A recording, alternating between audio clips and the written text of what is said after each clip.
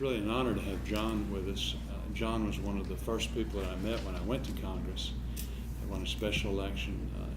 John was a very good friend of Asa's, and again, through his friendship, we became good friends. And he's really been one of the guys that I've really looked up to through the years, and provided tremendous leadership in, both in the House and now in the Senate.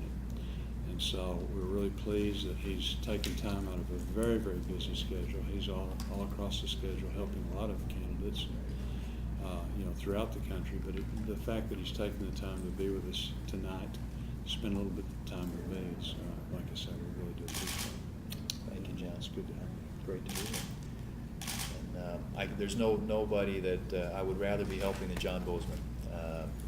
I recognized right away, and as John said, I was good friends with Asa Hutchison when he was in the House of Representatives, and when John succeeded him, we got acquainted very quickly.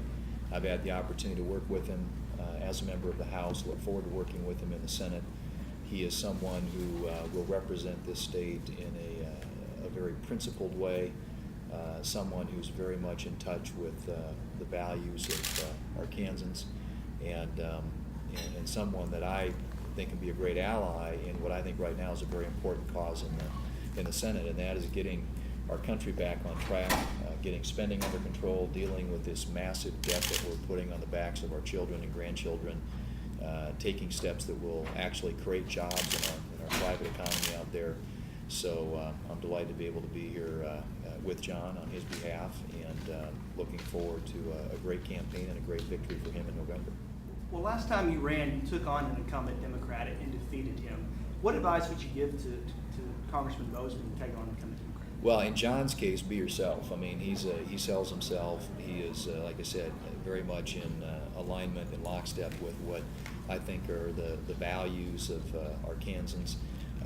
Having served with him in the House of Representatives, I know how he'll represent the state, and I just think he's got a great way about him and so, in campaigns, you'll have a lot of people who tell you to do this or do that, or try and be this or try and be that. And I think the key for him is to be himself and work hard. Don't let up until you cross the tape, and really make sure that you connect with as many people across the state as you possibly can, because I think his best asset is himself.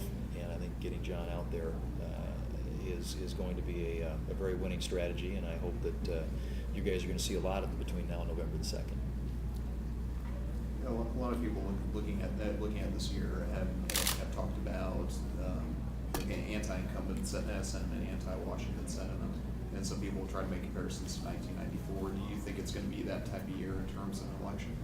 I think there are some parallels with 94, perhaps some differences as well, but clearly there is that sort of intensity building out there. We all feel it. I know that John feels it here in Arkansas, but people are frustrated. They don't think Washington's listening, and I think they're very concerned about the massive amount of spending, the dramatic growth in government. I think this election really is going to be about the size of government. People are concerned about their freedoms. They're concerned about the quality of life, the standard of living that their children and grandchildren are going to inherit, because we haven't been able to live within our means. So it seems to me, at least, that there is a tremendous, at the grassroots level, energy out there, directed mostly at Washington, but I think primarily at those who are in charge in Washington right now, and that's the President Obama and his allies, his Democrat allies in the Congress. I don't know if you want to comment on that, what you're hearing. But. No, I agree totally. In fact, it's interesting that as we visited, had a chance to catch up a little bit, the same thing is just resonating in South Dakota as in Arkansas. Again, it's jobs, creating real jobs, and not the stimulus type of job where the money goes away, the job goes away. Supporting small business, the backbone of the country, and then again the deficit. And those are the issues I think that are all over the country. And there's just a marked difference in the way we feel like you should approach the solutions to those problems. Congressman, earlier today, Senator Lincoln, speaking at the Economic Developers event, had left open the possibility of supporting extending the Bush tax cuts for middle class, but not for what she called the super wealthy. Want to see what you thought about that idea. Well, I'm very much in favor of extending the tax cuts, period. In the economy that we have right now, I think this is the last thing, and most economists agree with that as far as raising taxes. Much of that upper income bracket are small business that files S corporations. I think 50% of the income that's represented in that group is actually business income. And so to raise taxes, on that segment of small business, I think would be a terrible mistake. Another thing that Senator Lincoln's campaign said today, as well as the DSCC, it called the two of y'all Washington's most dangerous enemies to Social Security, referring to your support for privatizing Social Security. What are your thoughts on that, in response to that, and what is y'all's plan on Social Security? Well, it reminds me of 2001 when I first met John after winning a primary and then winning the election. And whenever things get tough, basically the Democrat strategy is to pull out, and John Boozman is going to take away all of the Social Security, for seniors. And my mom is 88. Nobody appreciates more than I do the importance. And it's sad because the reality is that scares that group of people. But it's also ironic that this is from a person who voted for health care. Was proud that she was the deciding vote, and yet that takes $500 billion out of that program, out of Medicare, adds 30% more patients. And I'll tell you, there's no ifs, ands, or buts. Quality of care will suffer as a result of that. I think it's a very predictable strategy. Dust off the playbook when you're behind and roll out the usual, they're going to take away Social Security and Medicare argument and attack against Republicans. But I don't, I've had that, of course, leveled against me in a couple of sort of bare-knuckle Senate campaigns. And like John, I have a 90-year-old father and an 89-year-old mom, both of whom are very dependent upon Social Security. So it just really doesn't wash. I think the important issue is that what seniors in Arkansas and seniors across this country need to understand is that everybody is committed to honoring the promise that we've made to our seniors and the people who are nearing retirement age. We all know that we're going to have to make some reforms in Social Security to make it viable for younger generations as they approach retirement age.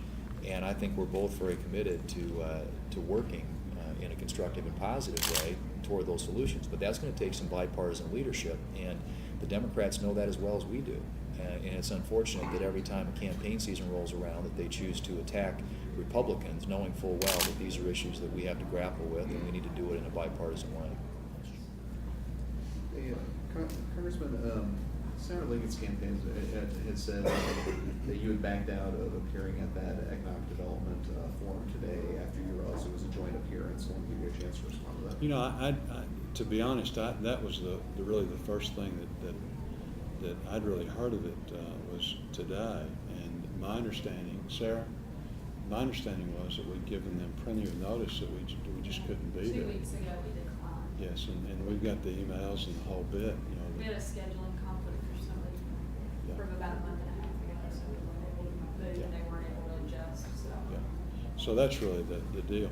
I'll say this, I've been all over the state and will continue to be all over the state. The functions that we have are open to unless we're doing a fundraising event, but the vast majority of our events are meet and greets. We advertise them, anybody's welcome to come. I'll speak for 4 or 5 minutes, and then I'll take any question that anybody wants to ask. And I really enjoy that. I think I learn a lot in learning what's on people's mind, and then they understand my views. But we've been very, very open, and we're out and about as much. We're out and about more than anyone by far. Jeff Hankins asked me to ask you if you were scared of this question. Probably so.